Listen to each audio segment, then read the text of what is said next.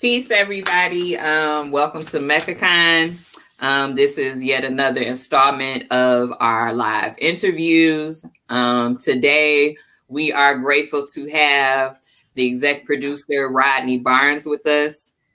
And I'll let Rodney Barnes do a short, brief summary of himself real quick for you all. Well, first, thank you for having me, Miss Crown. My name is Rodney Barnes. I'm a screenwriter and writer of graphic novels and film, TV, anything that requires a story. Been doing it roughly for 25 years.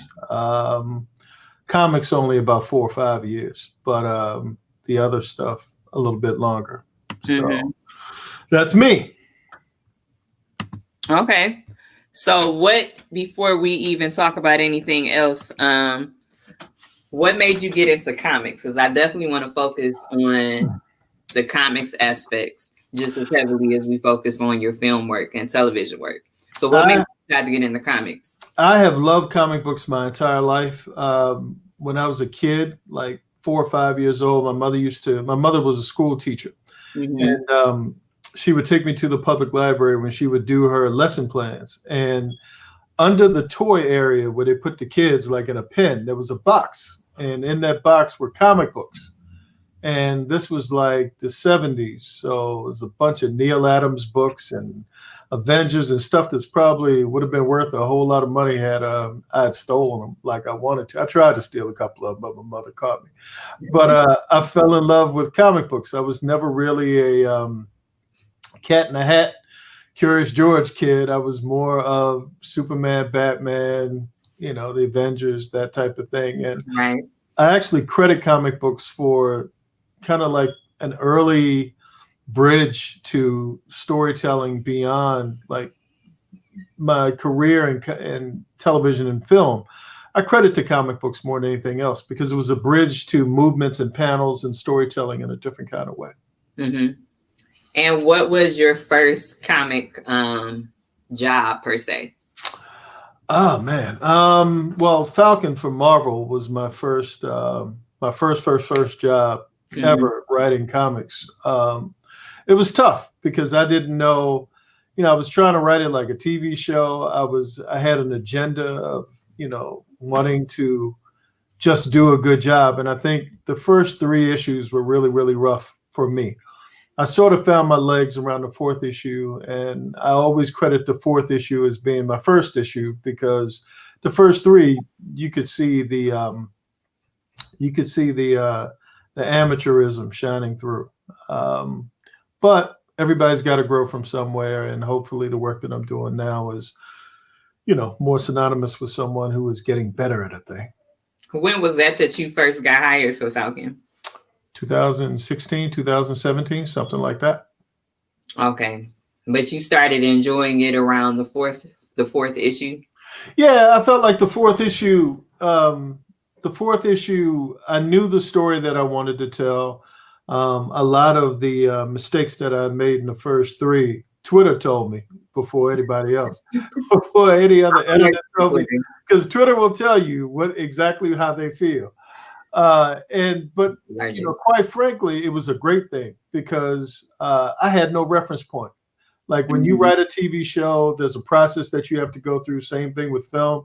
There isn't really that process. You have an editor with comics, but it's still not the same as, the confidence that you need and the experience that you need. And, being able to find my voice in comics the way that I had in TV and film was important. And it's a process that I guess everybody goes through to lesser or greater degrees. What other books did you work on before you started doing your own series? I did Lando, Double or Nothing for Lucasfilm. I did the book Quincredible for Lion Forge, now Lion Forge Oni Press. And now I'm doing Philadelphia.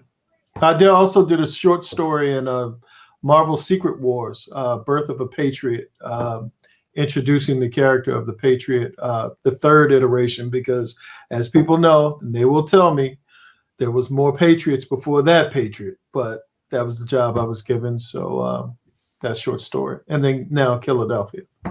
Did you enjoy working on Lando? Like, was that a project that you brought to them, or they brought to you? They wanted to hire you. They brought it to me.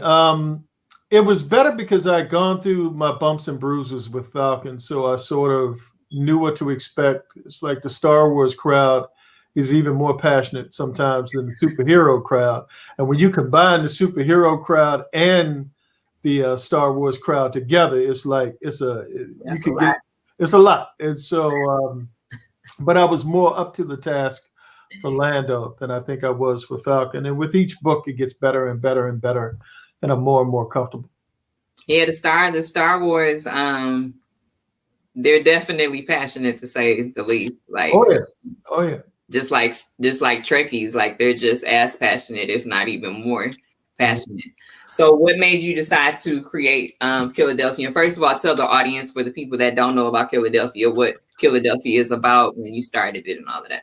Philadelphia is this book here that I write for Image Comics. It is, I guess there's a three-pronged approach to the story. There's a father-son story of two police officers who are estranged and trying to figure out what their relationship is. The mother of the son has passed away. And so there's a lot of acrimony in their relationship. But they're on a case, and the case that they're on is trying to stop John Adams, the former second president of the United States, who has become a vampire somewhere over the course of history. And one of his henchmen, for lack of a better word, is a guy from the street who sort of has a different way of looking at life now that he's a vampire. So that, in essence, is the short of Philadelphia. And what made you decide to create that specific? Like, what made you also, even more so want to go into Black horror? I loved it my whole life. One of the first movies I saw as a kid was Blackula with my mother in Baltimore. I believe it was the Hippodrome. Don't get mad at me, Baltimoreans, if it wasn't. But I saw that movie and I was sort of hooked on Black horror. And as I got older and I saw all of the campiness that was in it, and I compared, I'm a big fan of the Hammer films as well. And I saw how they were done juxtaposed to how Black horror was done in the movie Blackenstein and Janie's Revenge and a few others. It always felt like whatever the stereotype of what the blaxploitation movement was about somehow was inserted into the horror. And so I would always ask myself, if I had a chance to take a shot at my own horror stories, what would they feel like? What would they be like? And over time, it just evolved. And when I got the shot, here we are. Are you going to expand on that story? Yeah, there's in the spring with Jason Sean Alexander, there is a spinoff of Philadelphia. I don't think I'm allowed to give the name yet, but it should drop around January, February. And there are two other books from Image that thank you, Kanisha. I appreciate that. See, I knew somebody was paying attention. But and it was a double feature. It was something else. It was one of those, like either Black Caesar or Hammer or one of those, and Blackula. I didn't remember that one. I like Caesar later on, but Blackula was the movie for me. And so, yeah, we have 4 books coming from Image. All in relation to Philadelphia? Genre, no, one with Philadelphia. The other 2, one is a science fiction book, and the other one is an expansion of the werewolf story that's being told in the back of Philadelphia right now. Oh, okay. Well, that's good, because I love seeing known series branch off into other stories, because it also not only strengthens your already present audience, but it also adds to your audience, because some fans may be even more of a fan of a different type of storyline. So that's really good, and congratulations on the longevity of that series as a whole. Thank you very much. I appreciate that. So that's I will say, I don't know much, but I will say that I do appreciate Image Comics for hiring a lot of Black creators. and letting them tell their own stories, not just hiring them to shuck and jive and write stories that they tell them to do. You know, they let them have creative input. So, you know, I do appreciate Image Comics for that. Yeah, Image is dope. I mean, Bitterroot, a few others, excellent. It's a bunch of them that are really, really, really dope books. Yeah, excellence is outstanding. Oh, that just see, that's beyond dope. It's outstanding. Excellence from Brandon Thomas and Kari Randolph is absolutely outstanding. So shout out to my brothers in full for that. So that's good. That's good that you also know about that series. And you told me that you have a new publishing company and studio that are coming up next year, and you can tell us about that. I'm very excited about that. I've been telling everybody about both of those. Yeah, Zombie Love Studios is I'm going to be working on a lot of genre books, and also making a deal with a film studio to take some of their licensed properties and converting them into graphic novels. Thank you, Sebastian, as well. So it's a pretty big deal. It'll be original content, plus it'll also be licensed content that into new stories. So we're trying to work that out right now, and hopefully there'll be an announcement soon. And should be a lot of fun. Studio, right? Or that's a publishing? No, the studio is working in conjunction with a movie studio, taking their old properties and converting them into graphic novels. A lot of titles that are familiar to the culture, and bringing those stories up to modern day. So, are you all shopping for new stories to do that, or you all have specific ones already set? Like, do I need to start inboxing you to death with all my friends' books? You're gonna do that. You're gonna do that anyway. But I've got three original stories that'll be coming out of the studio from my own books, and then probably another 12 that'll be coming from licensed properties. Can you tell us about any of those? Or are they still Not yet. Not until the I's are dotted and T's are crossed. We're still working on a lot of. Thank you again, Kanisha. That's the one I was telling you about, the werewolf story.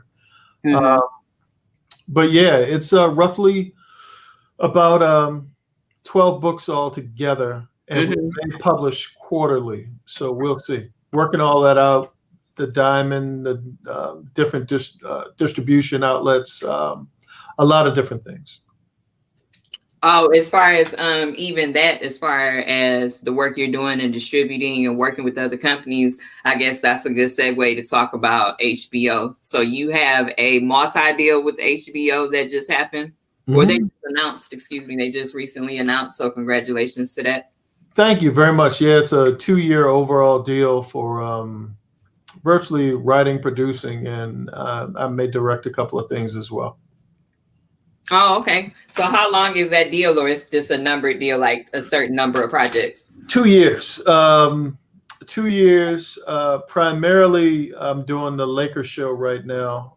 We don't have a title yet, but it's about the Magic Johnson, Kareem, Dr. Bus Lakers of the 80s. My Lakers. Your Lakers. Your Lakers. My Lakers. The old Lakers. The old, yes. The old Lakers. The old Lakers. The ones that beat my Dr. J and the Sixers back in the day. But the Pistons beat twice, but we're not going to talk about that. No, don't. We're not going to be petty. No, today, that we should allow the Lakers to bask in the glow of their 17th title, I believe. And we're not going to talk about how Isaiah made the Lakers cry twice, but it's wow. Okay. It's okay. They still sensitive about it. It's all right. I told you before, I never want to make you mad. But that's primarily what I'm doing for HBO, and overseeing a few other things. And I've got a couple of things at HBOMAX, and it's a good relationship. I love it. And you also worked on American Gods. I did. It's one of my best friend Greg Elisay's favorite shows. So let's talk about American Gods. How did you get on that project? What was your role specifically on that show? Or excuse me. I was a writer-producer on the show. It was a challenge. It was a challenge, but I love working with Orlando Jones. What's up, Orlando? If you happen to be watching this. And, it was a great experience. I mean, I think anytime you're telling layered storytelling like that and trying to have a lot of different entry points, it's always a challenge. But we did the best we could, and it was a great learning, growing experience. And what about Marvel's Runaways? Yeah. I had worked on a show, Vinyl, for HBO, and we got canceled like right before. What? Vinyl. Okay. Yeah, I was a writer producer on that, and we got canceled. And shortly thereafter, I think Marvel reached out and offered me a writer producer job there, and it was the season 1.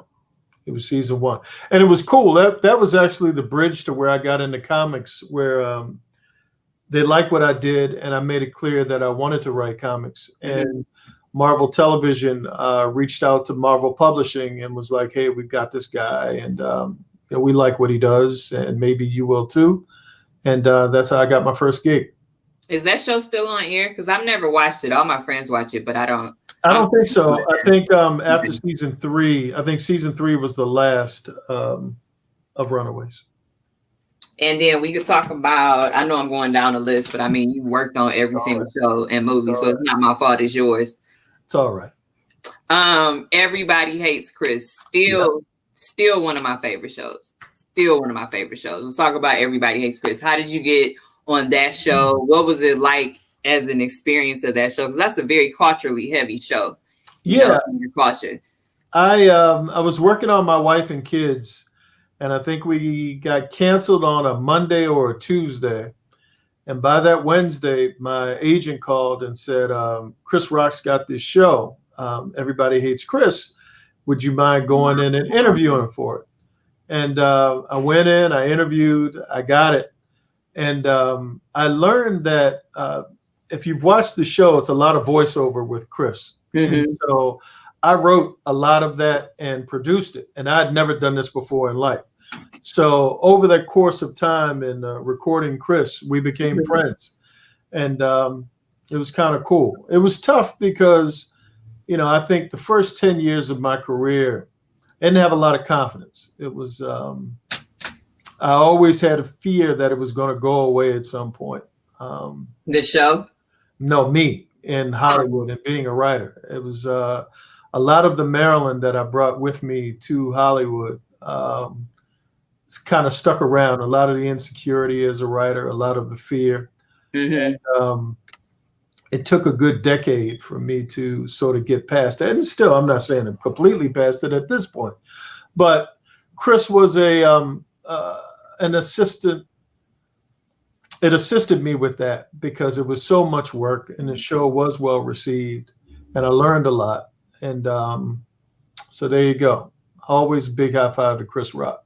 Yeah, I mean, this big high fives all over because you went from Damon Wayans to Chris Rock. That's a lot in itself. And I read on a lot of interviews that you did before and press that Damon Wayans had helped you a lot in your career. And can you expand on that? I love Damon Wayans. I love Damon too. Damon, I met Damon on the movie Major Payne. I was a production assistant on Major Payne. And we used to play basketball every day. And so one day he invited me, someone told me that Damon wanted to see me in his trailer. And I thought I had done something wrong. And I got in the trailer and Damon said, he said some complimentary things. And he said, so what do you want to do in the business? And I told him I wanted to be a writer. And so for the next 2 years, I followed him around the country, working on his movies, sleeping in my car, learning the lessons. It was sort of like a boot camp for me. And it led me to the movie Bulletproof, that I'm actually in that movie about to rape Adam Sandler in jail. And Damon saves him from me.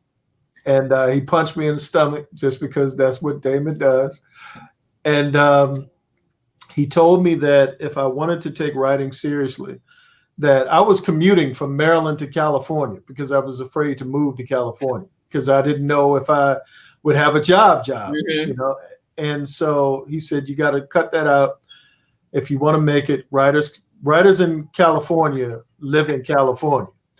So I packed up my stuff, lived in my car for like 8 months, and started working on movies as a production assistant in California, and slowly but surely made my way. Well, that's good, because everybody doesn't get help like that from stars and stuff. You know what I mean? So for you to have gotten such a huge blessing and then turned around 5 minutes and worked with another one back to back, and both of those were long time projects, you know, that shows a lot of what your own personal worth is. I appreciate that. Yeah, even Chris Tucker, I worked on the Rush Hour movies, Rush Hour 1 and 2, was very helpful as well. I mean, the biggest thing for me when I say help is teaching. You know, I've always been receptive to information, more so than someone giving me a job or someone, you know, necessarily just making a way for me.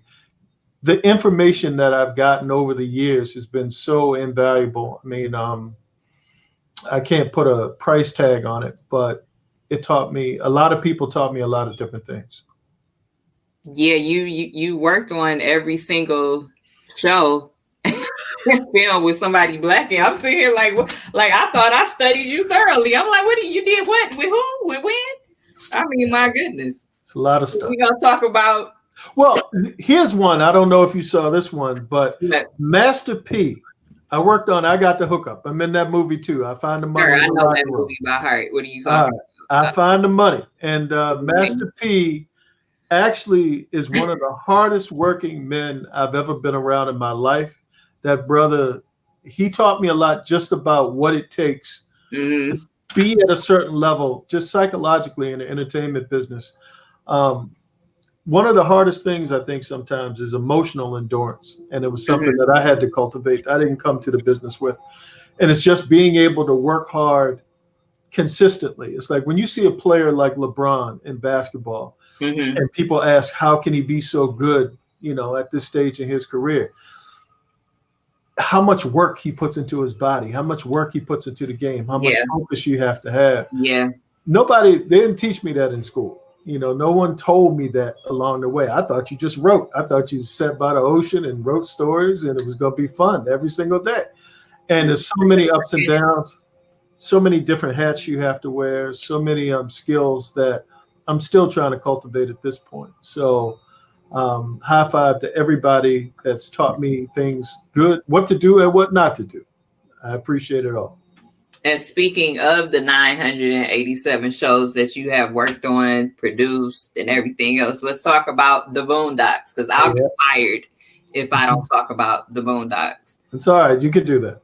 I'll get fired. So let's talk about the Boondocks. What type of experience was that? What made you decide to tap into animated shows? Well, I was a fan of the comic strip and creator of the show, and I had a mutual friend, and he put us together, and we started to work together on the early episodes of. I don't think it had been picked up yet, but we started working together with a few other folks, and you know, we put it together and got it on the air. And you were there from season what to what? I was there a lot in season 1, a lot in season 2, not very much in season 3, and virtually nothing in season 4. We don't claim season 4. We act like season 4. All right, so let's not put that in season 4 out there. But season 3 was sort of my swan song. I did a few episodes, I think, in there, but my name remained. So, you know. Like legally? No, my name remained in the show. So it was okay. So I took a lot of the punches for people that didn't like that season that we're not talking about. Season 4? You said not to talk about it. So I was trying to do what you told me to do, you know. Yeah, the Black don't claim season 4. We act like season 4 didn't even happen. No, that's fine. I don't either. Every once in a while, somebody reminds me like it was me, but yeah. So you took all the blame when other people left. You were still there, so you got all the. I took a few people took a couple of hits, but I took mine, and that comes with this. You know, it's not going to all be love. It's going to be if you do this long enough and you're universally loved, you're doing something wrong. It's like there are going to be things, you're going to have highs, you're going to have lows. It's going to be it's peaks and valleys in anything you do over a length of time. Almost every single Black animator I know worked on the Boondocks or Black Dynamite, like literally. And I know a trillion animators and comic creators that have worked on both of those shows. So I will say, you know, the great thing about both of those shows, shout out to Carl Jones. It paid a lot of people. It did. What's up, Carl? You owe me a phone call, Carl. He owed me about 35, okay? So, I'm not even trying to hear it. Me and Carl been in the trenches together on Legends of Chamberlain Heights. Yeah. A couple things Carl and I have gone down the road on. Now, is that show still on air? No, I don't think so. Okay. So I asked Carl if I could be Mr. Bookman on Good Times. He said he wanted me to be Sweet Daddy. That's what he said. But I think Mr. Bookman is more appropriate. But, you know, but Carl forgets where he came from. I don't even want to talk about Carl no more. We over Carl. Carl owed me about 45 phone calls. One last question that I want to add. Well, two questions. What is your favorite Black indie film? And why? Man, it could be anything. It could be Black film. I'll be nice. I'll be friendly today. I'll take the word indie out for film. What's your favorite Black film and why? Man, it's hard. If I go way back, I think it was funny because I'm a huge Gordon Parks fan and I love the original Shaft. And so for what it was, the way that it felt, and that was around the time when my mother was taking me to see Blackula, so she took me to see Shaft too. And up until that point, I had never seen, and granted, I was a little kid, but most of the detectives were white dudes. It was like Kojak and all of them. And then you had this brother, and the way the cinematography in that movie just kind of grabbed me. And like I said, Gordon Parks is a hero to me, and to many. Yes, and as a Renaissance man, I mean, someone who didn't just stay in one box. He did a myriad of things, and so that sort of stayed with me in life that you don't necessarily have to do one thing. Yeah. But Black Orpheus, I think. If I want to go all the way back, Black Daughters of the Dust, Boys, To Sleep with Anger, Sankofa. I think Holly Garima's wife was my screenwriting professor at Howard University. Oh, wow.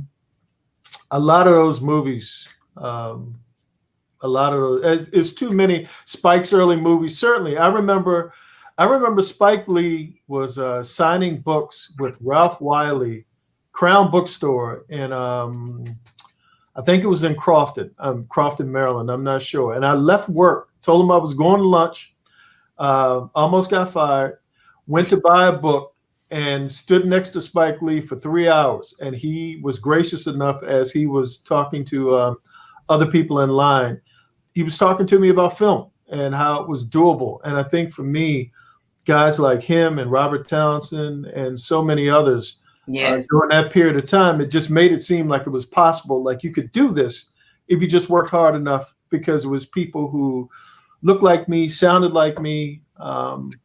It created an emotional bridge of possibility that I saw my people doing it. And it's like, because oftentimes, I remember seeing a documentary about Steven Spielberg.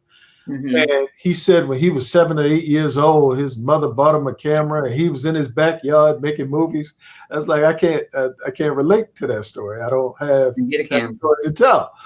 But these brothers were talking about, you know, how they did it, and something in the way they told the story, the way they were able to convey the information about how they did it, struck me and spoke to me. And for me, always having been a fan of horror and sci-fi and all of that, it was always in the back of my mind that's what I was going to do.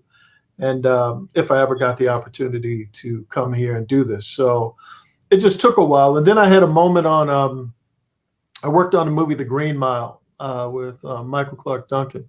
I was his stand-in, even though we looked nothing alike. Big shout out to Michael Clark Duncan. Black. We all look alike. You tall. Well, that, you know what? The thing was, that actually worked in my favor. Like, I'm black, he's black, but they hadn't cast him at the moment. I remember walking him from his car the first day when he came in to audition, and us talking along the way. But Michael was cool. But the big thing for me was meeting Stephen King, because he had been my favorite author up until that point. Him and James Baldwin were my two favorite, and J. California Cooper, may she rest in peace as well. I loved all of her books. Every single one. Matter is Life, Wake of the Wind. I still want somebody to make Wake of the Wind one day. She was Gloria Naylor. It was like, I loved all of those books, but Stephen King had a thing for the horror space that really spoke to me since I was a kid as well. And I wanted to meet him. And through working on a movie, I got an opportunity. So again, he gave me some great information as well. And for me, it was always like, if I can take this information and do something with it, you got to do the work. But it's great to be able to have that Rolodex of information in the back of your mind when you get stuck. So yeah, I used to sneak and read my mother's J. California Cooper and B.B. Moore Campbell books all the time. And then I would like sneak back in and put them back on her bookshelf. And a Spike Lee book I have 3 Spike Lee books, but my favorite one is the one that my auntie finally gave me of hers that I used to look at all the time. And it was 5 for 5. And it was like my favorite because I'm like obsessed with photography. And his brother is ridiculous. And the whole book is literally all of his brother's photography for his first 5 movies. And it's just such a powerful book of photography. So it's always been my favorite of his. Yeah, I mean, I think, what was the book? I was going to say Ernest Dickerson is a great, did great cinematography on those films. And he was the director on Bulletproof. So I got to know him a little bit during that period of time as well. Yeah, so, you know, it's all, once you get in it, you realize it's a community of folks that just are persistent and just keep working hard. And what is your favorite Black indie comic? Philadelphia. I ain't sacrificing for no comics. What's your favorite Black indie comic? Brother Man.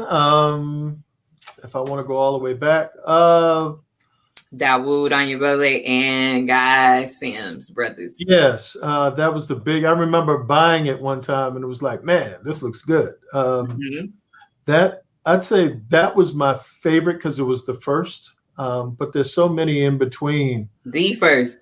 Yeah, that was the first because I'd never gone. The first. Yeah, I'd never gone to. I'd gone to comic shops and that type of thing, but I didn't see a lot of our stuff in comic shops. I had to go to like Black bookstores, like the Pyramid Bookstore and DC at the time, and you would find them there. So it wasn't the same relationship as when, every Wednesday books were coming. You had to get them when they came out. So, but yeah. Yeah, my favorite right now, like I said, is Excellence. I'm also a huge fan of It's Not the Weird Spider from Greg Ellisay, a Jala series of adventures, and Stephen. I have quite a few favorites, but that's my world right now. You know what I mean? It like completely takes over everything. What is your favorite mainstream comics? Or that's not indie? It could be any culture. I'll be nice today. No, I'm. It's weird because I don't have anything. I jump around. Like there are times when, like DC's Deceased, the zombie thing that they do, that's kind of fun to read. I like Ice Cream Man. I like Thor. I like Something Is Killing the Children. I think the name of it is. I like Bitterroot. I like shout out to David Walker. Yep. Naomi. Naomi. I like Did you read his Shaft? I did read his Shaft. Yeah, Shaft was a lot of fun. David's a great writer. So I don't have as much time because I'm doing so much now between development and doing my own books that it's hard to really sit down and enjoy everything. I try to consume things that I know people are going to ask me about. So at least I have some working understanding of it when I get asked a question, because you hate to go positive or negative about something that you haven't seen. Right. But I wish I had more time, I guess is what I'm saying. If it was a show or this is my last one. If it was a show that you didn't work on that you wish you had an opportunity to work on, what would it be? And same as a comic book. It was 2 shows, The X-Files and Homicide: Life on the Street. Homicide: Life on the Street was my favorite TV show at its time. And even to this day, it endures. You can add The Wire, because I look at them as almost being companion pieces, because David Simon worked on Homicide. They're both set in Baltimore. A lot of the same cast also. Not the same cast. I'm from directors.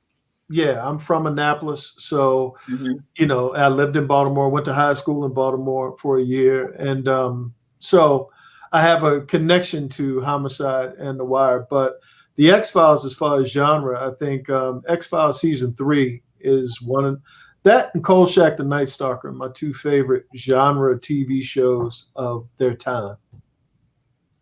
And what about comics? What 2 comic series do you wish that you could, or you could have written that you didn't? Oh my God, that's a big question. I think Sandman, because I love Neil Gaiman. Miracle Man, Swamp Thing, Alan Moore, early Alan Moore. It's hard because there's so many. There was the period of time when I was reading comics just because they were comics, and I love Neil Adams' art, so I was following that, and Mike Grell back when I was young.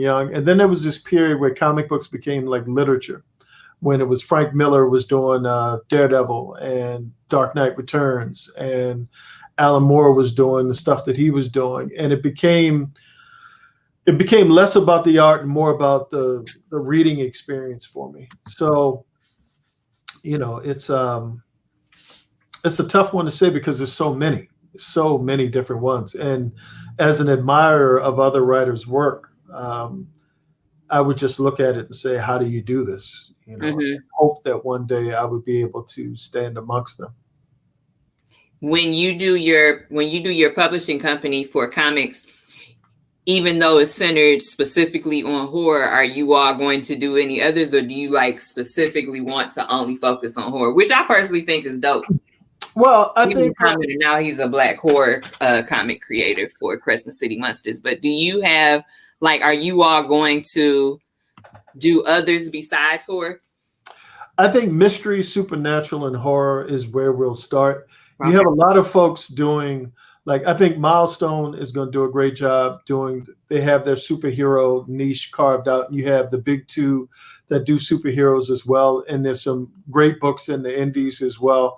So what I don't see is a lot of that type of storytelling that I want to do with the horror and horror, sci-fi, that type of stuff. I think, so for a minute, I'd like to just kind of lose myself in that and see what happens and go from there. I have a couple of superhero things that I'd like to do, but it's there's so many different superhero books and it's just tough. And then I still plan on doing some mainstream stuff too. So working with the big 2. So, at some point I may get to superheroes.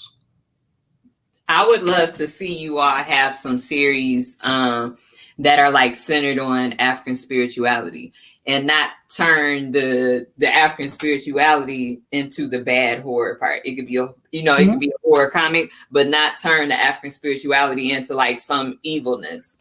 I actually have in the second arc of Quincredible that's coming out, I believe in early 2021, there is what you're talking about as a component of the story, and I can't give it away, but I think you would be happy with the. That's why I love Crescent City Monsters and it's Nana, because they respect African spirituality. They don't make it a prop or something that's bad. You know what I mean? Because I'm very adamant about that subject, but I don't feel like ranting right now. But I would love to see you do that in your company. I think that would be very. I plan to. I mean, I think. there's so many different entry points, and it's funny, like even movies like Serpent in the Rainbow, that I love the way that it looked, but exactly what you said, you turned it into a horror thing that didn't have many dimensions to it, as what I think the spiritual stuff has. It has healing properties, it has spiritual healing properties, it has so many other dimensions to it. So yeah. Somebody is asking, are you going to do noir? Yeah, I mean, the aspect of Philadelphia is that, and the spinoff would have elements of that as well. I mean, I think you can tell, I love the whole detective, hard boiled, that story, that type of story anyway. So yeah, that would always be a part of something that I'm doing, just because I dig it so much. Well, is there anything that I haven't talked to you about that you want the audience to know? Anything that's coming up that you haven't tapped on? I got a monster movie. Talk to me about something.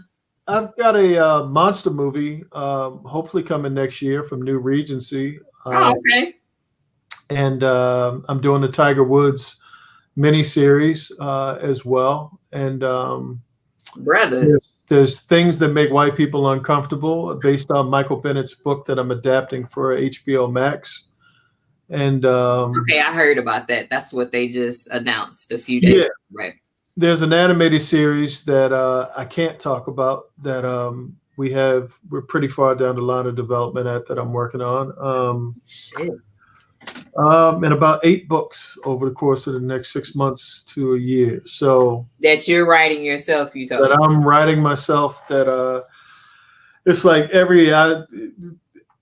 I would never, if you would have told me when I was a kid that I would have to take a month out of life to sit here and write an issue of each book, to get to the date, I told you that you were crazy. But it's fun. I mean, it's nothing better than seeing art come back that is based on your words and your script, and it's still just as fun as it was way back when.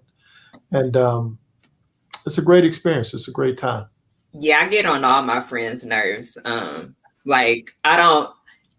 Because I don't create comics, it's like I don't comprehend that they're busy morning, noon, night, and in the middle of the night. And especially Brandon Thomas, like he's writing 987 books too. So I don't even see how you all can do that and still be as successful as you all are, knowing that you have to create that many different things and put the same amount of energy in each one.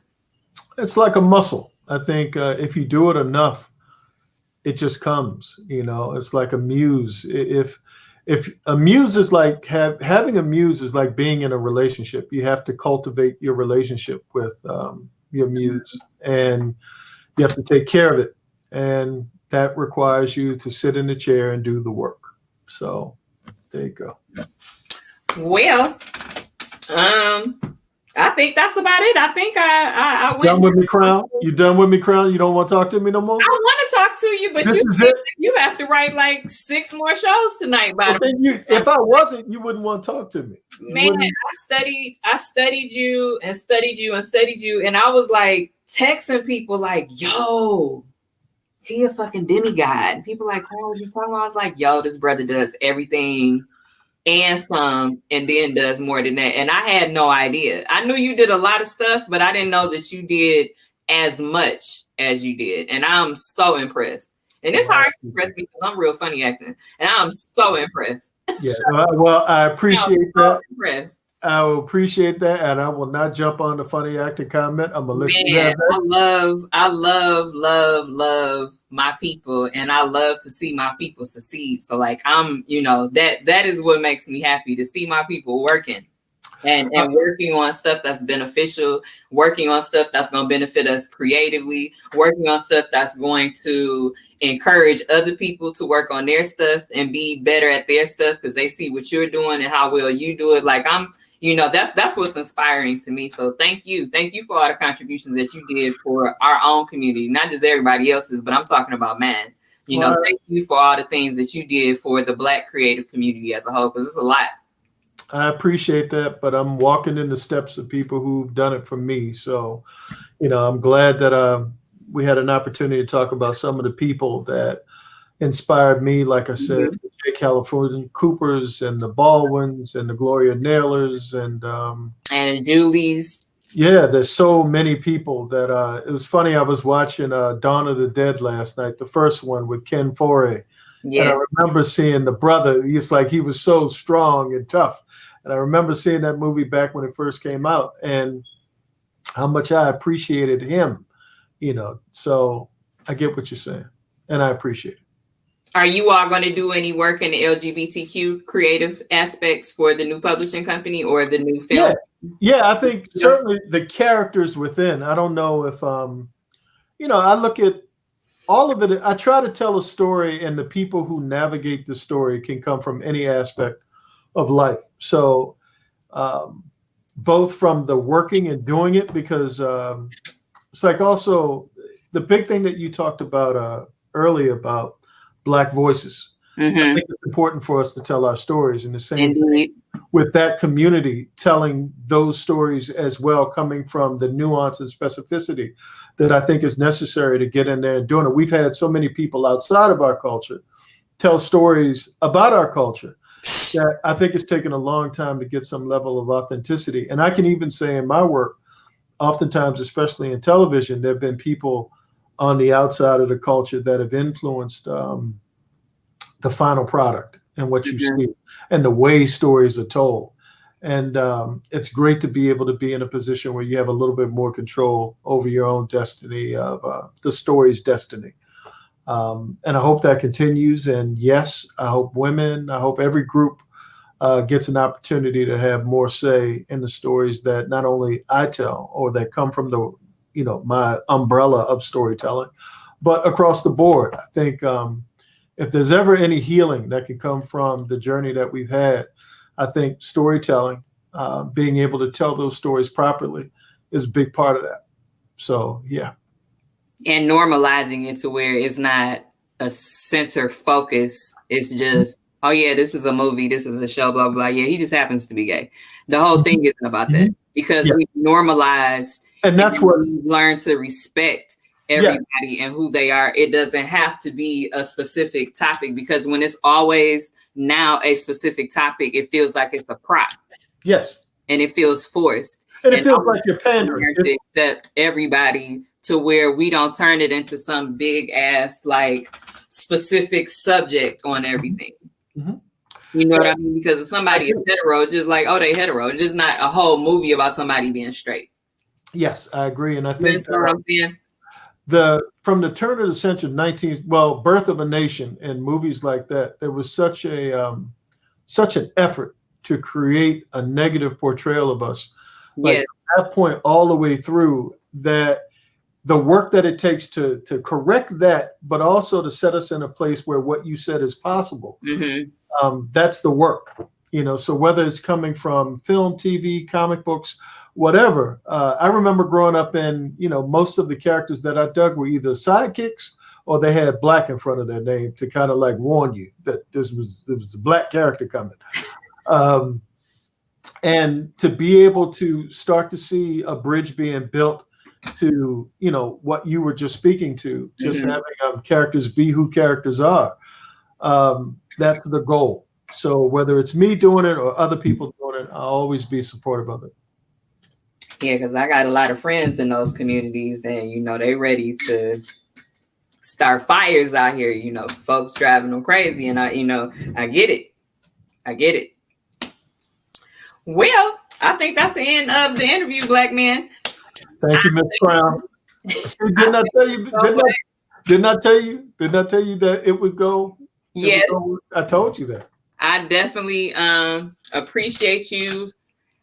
I definitely appreciate you taking the time out for our interview, all of this, because your schedule is over and beyond ridiculous. So thank you so much. That's why I'm trying not to make it, your interview even too long. But I definitely appreciate this, like in so many ways. Like I really honor you, brother, and thank you so much. Likewise, and as hard as you work, I saw that this was going to happen everywhere I looked. And I admire your work ethic as well. And I think you're promoted too much. No, I'm just saying what you do is important because we need it. We need to be able, nobody knows, nobody pushes our books, nobody pushes our products, nobody pushes who we are as creatives. Yep. So the fact that you do it, I appreciate it a lot. And thank you. Anytime you want to talk, let me know. I appreciate you.